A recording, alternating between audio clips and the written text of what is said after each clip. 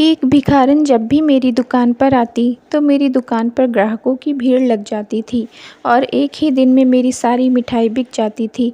अब मुझे उस भिखारन पर दया आने लगी थी। एक दिन मैंने उसे फ्री में मिठाई दे दिया। वह बहुत खुश हुई और बोली, तू अपने घर जा, वहाँ बहुत बड़ी खुशी तेरा इंतज़ार कर रही है। मैं समझा वह मजाक कर रही है, लेकिन रात को जैसे ही दुकान बंद करके घर पहुँचा तो कमरे में पाँव रखते ही मेरे पैरों तले से ज़मीन निकल गई थी, क्योंकि वहाँ तो मेरा नाम विहान है, मेरी उम्र 30 साल है, मेरी शादी अभी कुछ महीने पहले ही हुई है और शादी के बाद मैं अपने मम्मी पापा और पत्नी के साथ शहर में शिफ्ट हो गया था। यहाँ आकर मैं नौकरी की तलाश में दर-दर की ठोकरें खाया, लेकिन मुझे कोई नौकरी नहीं मिली। फिर मैंने एक मिठाई की दुकान खोल ली, जिसमें मिठाई की सारी चीज़ें मिलती थीं और मैं अपने अच्छे फ्यूचर के लिए बहुत मेहनत करने लगा, लेकिन मेरी मेहनत रंग नहीं लाती थी। मेरी दुकान कुछ कम चलती थी। मेरी शादी मेरे मम्मी पापा की पसंद की लड़की से हुई थी। मेरी पत्नी मेरी मम्मी की सहेली की बेटी है।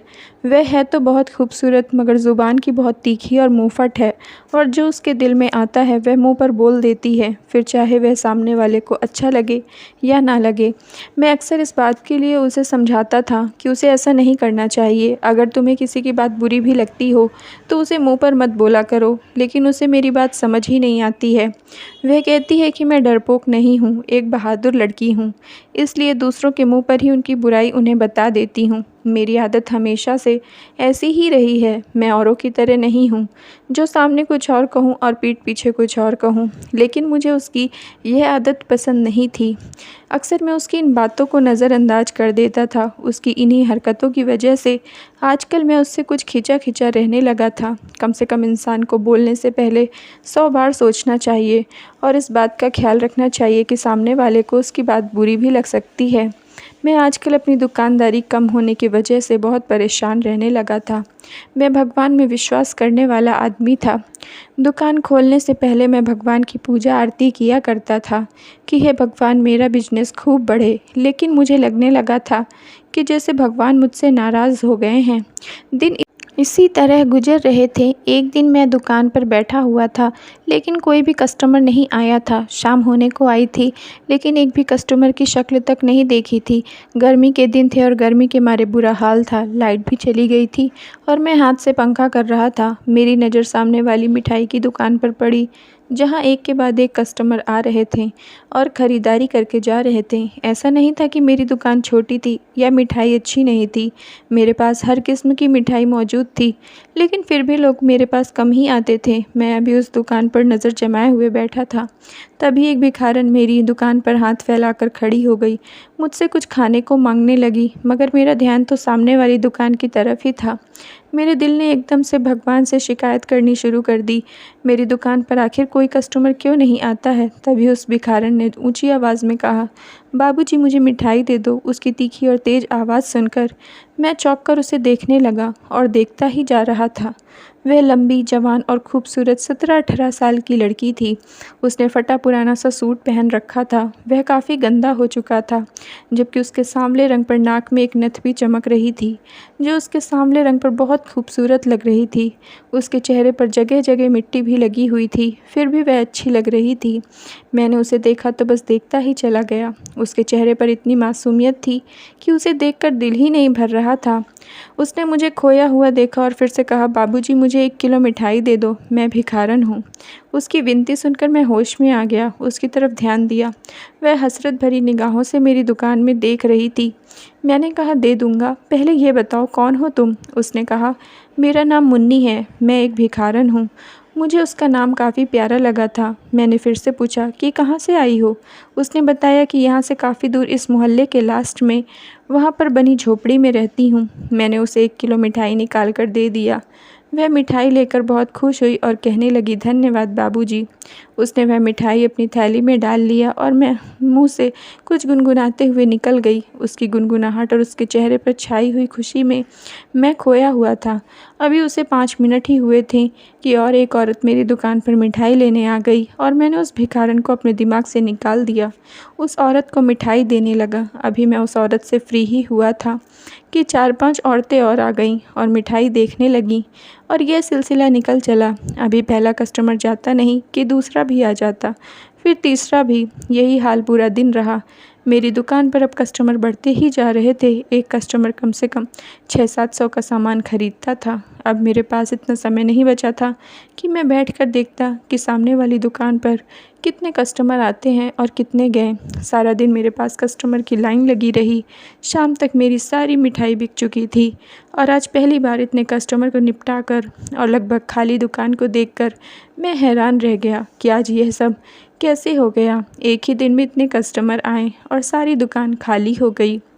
मैंने सारे पैसों को इकट्ठा किया और इन पैसों से ढेर सारी मिठाइयाँ खरीद कर अपनी दुकान में फिर से भर लिया। बाकी बचे हुए पैसों को घर ले आया और अपनी पत्नी को जाकर यह सब बताया, जिस पर वह भी बहुत खुश हुई और भगवान का धन्यवाद किया। अगले दिन रोज़ की तरह मैं फिर से दुकान पर पहुंचा। दुकान की सफाई और भगवान की पूजा करने के बाद कस्टमर का इंतज़ार करने लगा। लेकिन उस दिन फिर से वही भिखारन सबसे पहले मेरी दुकान पर आ खड़ी हुई। लेकिन मैं यह देखकर हैरान रह गया। आज उसने फिर से मुझसे 1 किलो मिठाई मांगी। वह मुझे अच्छी लगने लगी थी और उसको देखते ही मुझे अपना दिल हल्का सा महसूस होता था। उसने कल की तरह आज फिर कहा, बाबूजी मुझे 1 किलो मिठाई दो ना। वह इतने प्यारे शब्दों में मुझसे मिठाई मांगती कि मैं मना ही नहीं कर पाता था। ऊपर से उसका सांवला हसीन चेहरा मुझे इनकार करने ही नहीं देता था। आज वह एक गुलाबी रंग का फटा सूट पहनकर आई थी। मैंने आज भी बिना कुछ कहे उसे 1 किलो मिठाई दे दिया। मेरे द्वारा दी गई मिठाई को लेकर वह बहुत खुश हुई और उसने फिर कहा, बाबू साहब अच्छी लग रही हूँ ना। मैंने कहा, हाँ बहुत अच्छी लग रही हो। मेरी बात सुनते ही वह झट से मिठाई लेकर दुकान से बाहर निकल गई और मैं बहुत दूर तक उसे देखता रहा। उसके बाद जाने के बाद आज फिर से मेरी दुकान पर कस्टमर की भीड़ लग गई थी। मैं दिन भर उनमें बिज़ी रहा। एक के बाद एक कस्टमर आते रहे और मैं थक गया था। तभी दोपहर के खाने का समय हो गया, लेकिन अभी भी भीड़ कम होने का नाम नहीं ले रही थी। मैंने सोचा कि अकेले तो मैं संभाल ही नहीं पाऊँगा, तो कोई लड़का काम पर रख लेता हूँ। उस दिन भी मेरी सोच से कहीं ज़्यादा आमदनी हो गई थी। मैं बहुत खुश था। फिर मैंने एक लड़के को अपनी दुकान पर काम करने के लिए रख लिया। मैं उसे बोला कि मैं महीने की तुम्हें अच्छी खासी तनख्वाह दूंगा।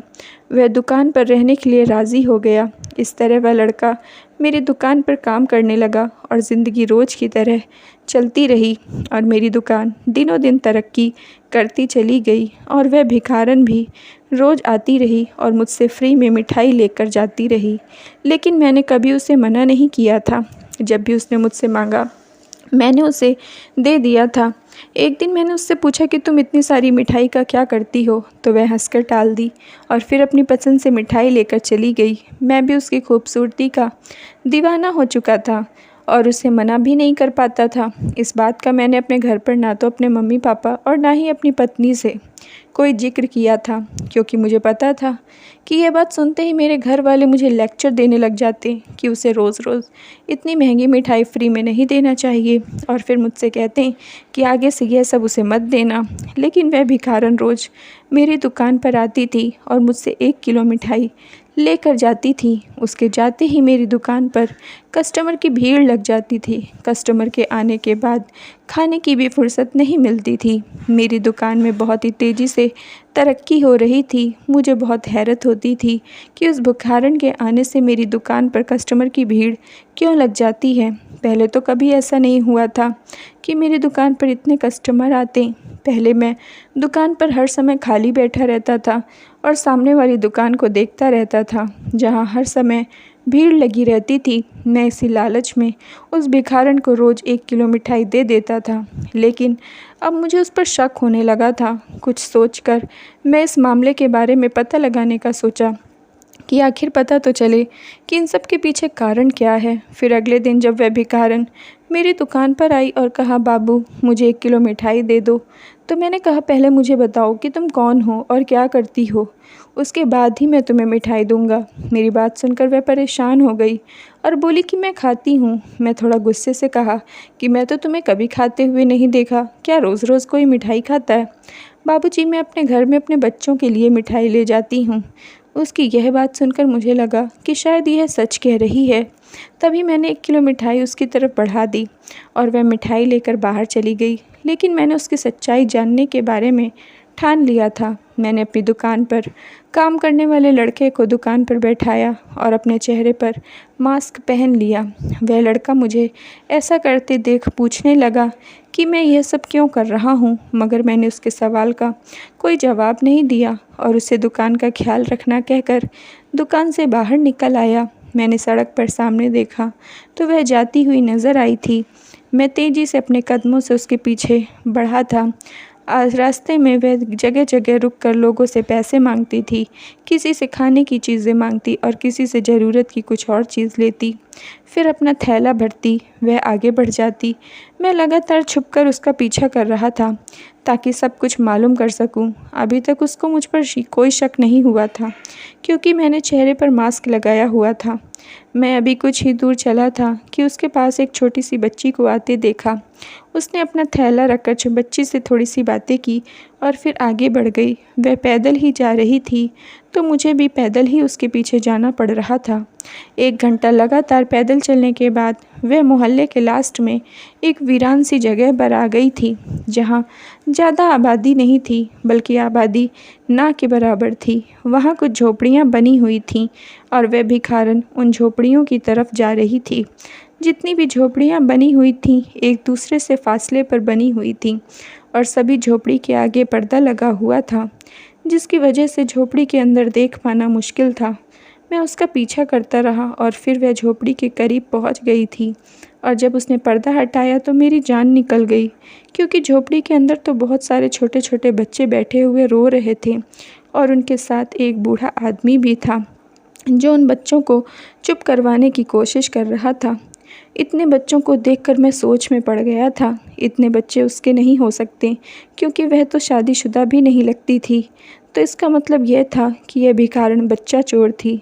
यकीनन उसने इन सारे बच्चों को चुराया होगा और अब इनको अपने कब्ज़े में कर रखा होगा। या तो वह इन बच्चों के बदले उनके माँ बाप से पैसे लेगी या फिर उनको अपने साथ भीख मांगने के धंधे पर लगा देगी और फिर पैसे कमाएगी। या यह भी हो सकता है कि यह बच्चों को गैरकानूनी तरीके से बेच देती हो। ये सारी बातें मेरे दिमाग में आने लगी थीं और अब मुझे उस भिखारन से हमदर्दी होने पर खुद पर अफसोस हो रहा था।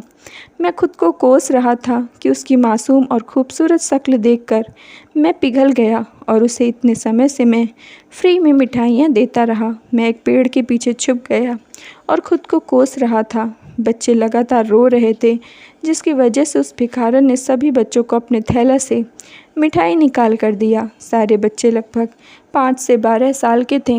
अब मुझे घबराहट सी महसूस होने लगी थी। घबराहट की वजह से मेरा शरीर पसीने पसीने होने लगा था। मुझे लग रहा था कि हो सकता है कि इसका पूरा गिरोह है और उनका यह बच्चों वाला बिजनेस दूर दूर तक फैला हुआ है। इतने सारे बच्चों को इसने रखा हुआ है। मैं वहाँ से वापस अपनी दुकान पर आ गया और मास्क निकाल कर बैठने लगा। वह सब कुछ देखकर मेरा दिमाग हिल गया और समझ नहीं आ रहा था कि मैं क्या करूं। मैंने दुकान पर काम करने वाले लड़के को छुट्टी दे दी और जल्दी दुकान बंद करके घर आ गया। बार बार मेरी नज़रों के सामने उन मासूम और रोते हुए बच्चों के चेहरे घूम रहे थे जो उस भिखारन के कैद में थे। ना जाने वह उनके साथ क्या करने वाली थी। यह सोचकर ही मेरा शरीर पसीने पसीने हो रहा था। मैंने अपने मम्मी पापा और पत्नी से कोई भी बातें नहीं की, वरना मैं पहले आते ही इन लोगों से बातें करता था और उनके साथ कुछ देर बैठता था और साथ में चाय पीता था। मेरी परेशानी को मेरी पत्नी भांप गई और मुझे चुप देखकर मेरी पत्नी ने पूछा, क्या हुआ, इतने परेशान क्यों हो? पहले तो ऐसे कभी परेशान नहीं हुए। पहले तो मैंने टाल दिया और कहा कि कोई बात नहीं है, लेकिन जब वह बार बार ज़िद पर अड़ गई तब मैंने उसे सब कुछ बता दिया, सिवाय इस बात के कि मैं उसे रोज़ कुछ ना कुछ खाने को देता था। अगर मैं उसे यह बात बता देता तो वह मुझे बेवकूफ़ समझने लगती और कहती, आखिर तुमने ऐसा क्यों किया, फ्री में इतनी सारी मिठाइयाँ क्यों दी? मेरी सारी बातें सुनकर वह भी सोच में पड़ गई थी कि यह मासूम बच्चों की ज़िंदगी का सवाल है।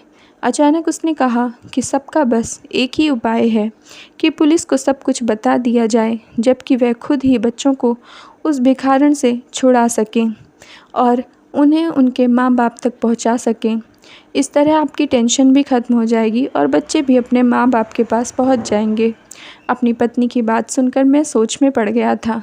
वह तो ठीक कह रही थी। यहाँ बात 1-2 बच्चों की नहीं थी, बल्कि 35 से 40 बच्चों की थी, जो उस भिखारन की कैद में थे और अपने माँ बाप से दूर तड़प रहे थे।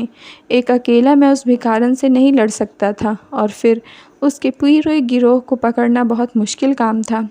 पुलिस ही सारे मामले को अच्छे से हैंडल कर सकती थी। अगर मैं अकेला ही इस मामले में पड़ता तो शायद मैं खुद भी इस मामले में फंस सकता था। अपनी पत्नी की बात पर सोच विचार करके मैं इस नतीजे पर पहुंचा कि यह मामला पुलिस तक ही जाना चाहिए। अगले दिन भिखारन फिर 1 किलो मिठाई लेने आई तो मैंने बिना कुछ कहे आज भी उसे दे दिया, और उसके जाने के बाद मैं पुलिस स्टेशन की तरफ रवाना हो गया। पुलिस स्टेशन पहुंचकर मुझे कुछ देर इंतज़ार करना पड़ा, और फिर मेरी बारी आने पर मैं पुलिस के पास जा पहुंचा, और पुलिस के पूछने पर मैंने सब कुछ बता दिया, जिसे सुनकर पुलिस ने कहा कि तुम हमें बस उस जगह का एड्रेस बता दो या फिर हमारे साथ चलो। मैं पुलिस को उस जगह के बारे में बताया और उन लोगों के साथ ही उस जगह के लिए निकल गया। रास्ते में वह मुझसे मेरे बारे में भी पूछ रहे थे कि मैं कौन हूँ, क्या करता हूँ। मैं भी बिना कुछ छुपाए उन्हें अपने बारे में सब कुछ बता दिया, और फिर छुपाने वाली तो कोई बात नहीं थी। और इस बीच में उन्हें जुर्म करने वाले लोगों के बारे में बताता रहा कि कैसे आजकल के लोग एक दूसरे के दुश्मन बनकर एक दूसरे को नुकसान पहुंचा रहे हैं। अपने अपने फ़ायदे के लिए दूसरे को मारना, लूटना, उन्हें नुकसान पहुंचाना बहुत आम हो गया है। बातों बातों में हम उस जगह पर पहुंच चुके थे और पुलिस ने झोपड़ियों को चारों तरफ से घेर लिया। मैं गाड़ी के अंदर ही बैठा था, क्योंकि पुलिस ने मुझे बाहर आने से मना कर दिया था। उन्होंने कहा था, बाहर आने से तुम्हें खतरा हो सकता है, ऐसा ना हो कि गिरोह के लोग तुम पर हमला कर दें और तुम्हारी जान को खतरा हो जाए। इसलिए मैं भी गाड़ी के अंदर ही बैठा उन लोगों की कार्यवाही देख रहा था। पुलिस उस भिखारन को झोपड़ी से बाहर आने को कह रही थी। पुलिस की आवाज़ सुनकर वह बूढ़े आदमी और वह भिखारन झोपड़ी से बाहर आ गए थे। पुलिस ने कहा कि फ़ौरन अपने आप को हमारे हवाले कर दो। वह दोनों कुछ परेशान से लग रहे थे। मैं दूर बैठे उनके चेहरे के हाव भाव देख रहा था। भिखारन हाथ जोड़कर पुलिस से कुछ कह रही थी, लेकिन पुलिस ने ना में सिर हिला दिया था। थोड़ी देर में झोपड़ी से सारे बच्चे भी बाहर आ गए थे और वह सब कुछ देख रहे थे और रो रहे थे। एक पुलिस ने अपने दूसरे पुलिस से कहा कि इन दोनों को गिरफ्तार कर लो। वह दोनों रोते हुए हाथ जोड़ रहे थे, लेकिन पुलिस नज़रअंदाज करते हुए हथकड़ियाँ डालकर उन दोनों को जीप में बैठा चुके थे। फिर झोपड़ी की तलाशी ली, मगर कुछ भी नहीं मिला और ना ही किसी तरह का कोई हमला हुआ था। शायद उसके साथी कहीं छुपकर बैठे हुए थे और सारे बच्चे रो रहे थे, लेकिन उन सारे बच्चों को जल्दी ही जीप में सवार कर लिया गया और फिर वापस थाने की तरफ चल दिए। उन दोनों भिखारियों को जेल में बंद कर दिया गया था और उन बच्चों के माँ बाप की तलाश जारी थी। मैंने एक बहुत ही अच्छा काम किया था, तो मैं बहुत ही खुश था। घर आने के बाद मैंने सब कुछ अपने मम्मी पापा और अपनी पत्नी को बताया, जिसे सुनकर वह लोग भी खुश हो गए थे कि चलो सब कुछ अच्छे से हो गया है और किसी तरह का कोई नुकसान भी नहीं हुआ। मैंने सोचा कि चलो बेसहारा बच्चों को उसके माँ बाप मिल जाएंगे। अगले दिन मैं अपनी दुकान पर आ गया, लेकिन वह भिखारन आज नहीं आई थी, और आती भी कैसे, वह तो जेल में थी। मैं सुकून से बैठा कस्टमर के आने का इंतज़ार कर रहा था, लेकिन दोपहर के 3 बज गए और कोई भी कस्टमर नहीं आया था और मैं सामने वाली दुकान की तरफ देखने लगा था। आज उस दुकान में हमेशा से भी ज़्यादा कस्टमर की भीड़ लगी हुई थी। इसी तरह रात हो गई और मेरी दुकान में एक भी कस्टमर नहीं आया और मैं दुकान बंद करके घर चला गया। मैं एक बार फिर से बहुत परेशान हो गया, क्योंकि एक बार फिर से वही हाल होने लगा था जो उस भिखारन के आने से पहले होता था। कुछ दिन इसी तरह निकल गए थे और दुकान पर कोई भी कस्टमर नहीं आता था, तो कमाई बिल्कुल बंद हो गई थी। मेरी दुकान पर काम करने वाला लड़का भी परेशान रहने लगा था और एक दिन वह दुकान छोड़कर चला गया। मैं सोच में पड़ गया था कि जब भिखारन आती थी तो उस दिन तो मेरी दुकान में भीड़ कम ही नहीं होती थी। अब वह नहीं आ रही है तो मेरा काम एकदम ठप हो गया था। मुझे ऐसा लग रहा था कि जैसे मुझे उसकी बद्दुआ लग गई हो। लेकिन वह मुझे बद्दुआ कैसे देती? उसे तो पता ही नहीं था कि उसका राज मैंने पुलिस को बताया है। मैं बहुत परेशान रहने लगा था। मैं सारा सारा दिन बैठा दुकान पर मक्खी मारा करता था और कस्टमर का इंतज़ार करता रहता था। मैंने अपने घर वालों को अपनी परेशानी बताई तो वह भी चिंता में पड़ गए थे और इधर पुलिस वालों को उस भिखारन के खिलाफ़ कोई सबूत नहीं मिला। उनकी झोपड़ी में कुछ ऐसा नहीं मिला जिससे यह साबित हो सके कि वह कोई इस तरह का काम करते हैं। इंस्पेक्टर के मुंह से यह सब सुनकर मैं दंग रह गया। मैंने पूछा कि बच्चों का क्या हुआ? उनके माता पिता नहीं मिले? पुलिस ने कहा उन बच्चों में से किसी के माता पिता का पता नहीं चल सका। न्यूज़पेपर और टीवी में भी ऐड दे दिया गया है, लेकिन अब तक कोई भी उनको लेने नहीं आया है और वह बच्चे बस रोते रहते हैं और कहते हैं कि उन्हें उनकी माँ के पास जाना है। मैंने हैरानी से पूछा कि माँ कौन है? पुलिस ने बताया कि वह अपनी माँ उस भिखारन को कहते हैं जिनके खिलाफ़ आपने कहा था कि वह बच्चों को कैद करके रखी हुई है, और उस बूढ़े आदमी को नाना कहते हैं। पुलिस कुछ और भी कह रही थी, लेकिन मैं तो इतनी सी बात सुनकर ही हैरान रह गया था कि आखिर यह क्या हो रहा है। मुझे कुछ समझ नहीं आ रहा था।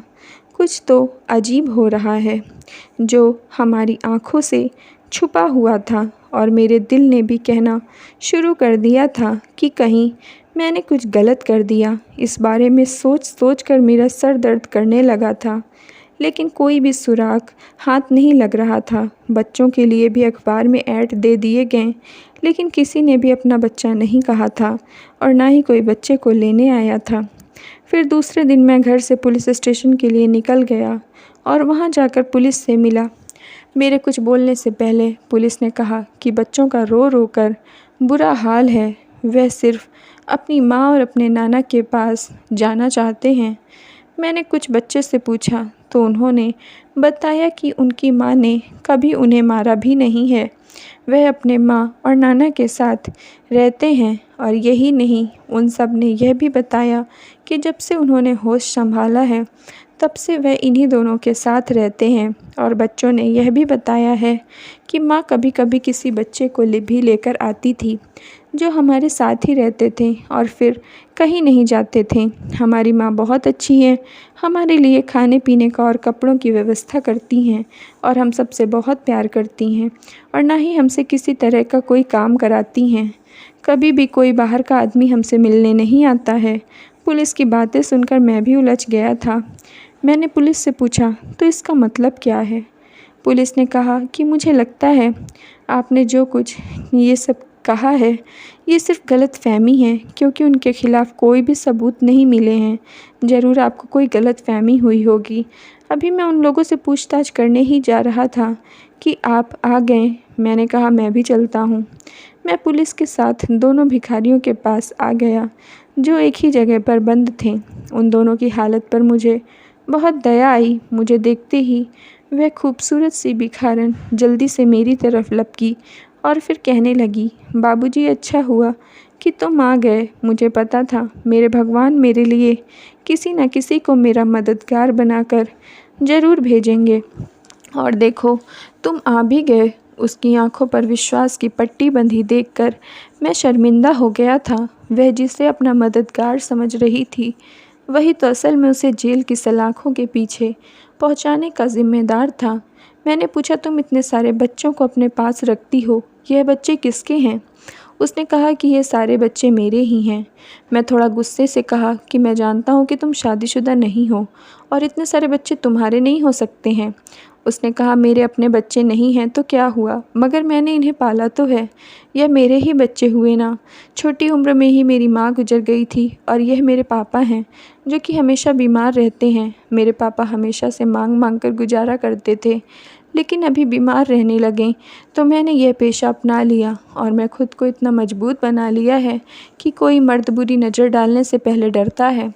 मैं गली गली भीख मांगने जाती थी तो यह बच्चे मुझे मिल जाते थे जिनके सर पर माँ बाप का साया नहीं था।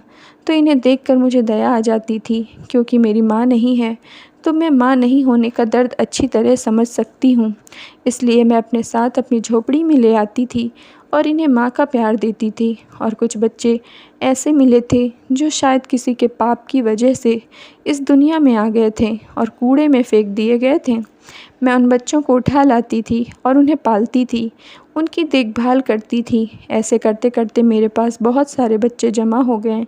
लोग बच्चों को खुद से दूर करते हुए यह भी नहीं सोचते हैं कि यह कितना बड़ा पाप है, मगर आज के दौर में जैसे इंसानियत मर गई है। आप इन बच्चों से खुद पूछ लो, मैं इन बच्चों को अकेले पाला है। मैं ये सब सुनकर बहुत शर्मिंदा हो गया और इन्हें गलत समझ रहा था, लेकिन ऐसा नहीं था। वह भिखारन ने एक महान औरत थी जो गरीब ज़रूर थी लेकिन दिल से बहुत ही अमीर थी। तभी तो इतने बच्चों को पालने की ताकत रखती थी और भले ही मांग कर खाती थी लेकिन उन बच्चों को भूखे नहीं रहने देती थी। और पूरी जांच पड़ताल के बाद उन लोगों को छोड़ दिया गया और कुछ समय तक पुलिस ने उन पर नज़र रखी थी, लेकिन सब कुछ वैसा ही था जैसा कि उस भिखारन ने कहा था। फिर मैंने कुछ लोगों के साथ मिलकर एक छोटी सी जगह पर एक मकान उनके नाम बनवा दिए थे, जिससे मैं वह सारे बच्चों के साथ रहने लगी थी। वह भिखारन ना जाने मुझे कितनी दुआएं दी थी और मैं उन बच्चों के लिए कपड़े और खाने पीने का सामान भेजता रहता था। भगवान का करिश्मा फिर से हुआ। मेरी दुकान पर ग्राहकों की भीड़ लगने लगी और मुझे यह लाइन याद आने लगी कि कर भला तो हो भला। Thank you friends. अगर आप लोगों को स्टोरी पसंद आई हो तो प्लीज़ लाइक कर दीजिए और चैनल को सब्सक्राइब कर लीजिए।